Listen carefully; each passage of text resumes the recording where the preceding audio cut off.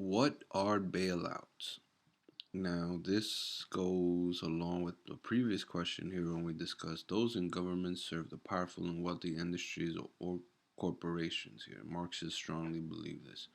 So here we're talking about, the division between the wealthy, those that own the means of production, and then those that simply work, the industrial workers here, right? So, what are bailouts? Well, so now we're discussing industries here. So, what do you think happens when the company's not doing so good and it's been declining for so long, right? Well, you have these powerful, wealthy individuals who are like, "Hey, look, listen, we're gonna sell, or we're just gonna lose it all.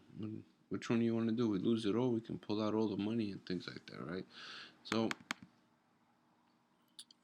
if there was to do things like this, of course, there's penalties, right? There will be a lot of people in trouble. Okay, a lot of money will go missing magically, or people will just, inside trade. They'll be like, "Hey, look, listen, these people are shutting down business. They're planning to sell, but no one's buying. We're offering them pennies. It's better if they just, go bankrupt and things like that, right?" But here we have bailouts, right? And this is when governments or large corporations depend on reserved emergency funds to prevent from completely shutting down. This procedure is known as bailouts.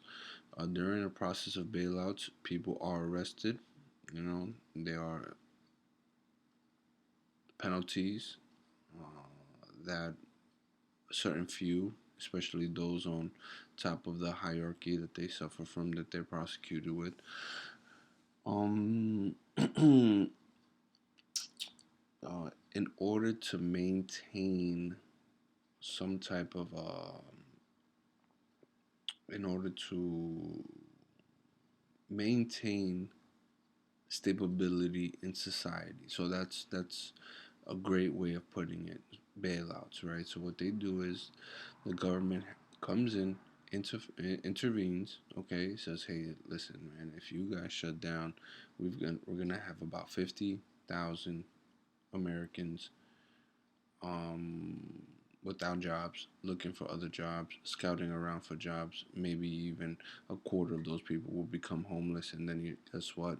Our welfare offices, our public health, you know, poverty is going to increase, and it's no good for the economy." Okay, so then this is a great opportunity for the government to take advantage. Not only can they bail out these big corporations, right? But they can stabilize or maintain the stability in the society by bailing out. So bailouts do help out the economy, and they do help out uh they help maintain society civil. Okay, we're gonna end this video here by clarifying the word here, government. Okay, so I already discussed how a government can bail out these large corporations, right? But how can a government bail out another government? Well, of course, this is political science, so we're discussing relationships, international relationships at a nation level here, right? So if we have a weak state, right, they're going through, we'll say, depression, right? They can come to the United States, a superpower, another wealthy country, fixate, or we'll say like a liberalist treaty, right, where we trade them grain, okay, American grain, right, surplus, and they can help their society, right? Technically, American grain, right?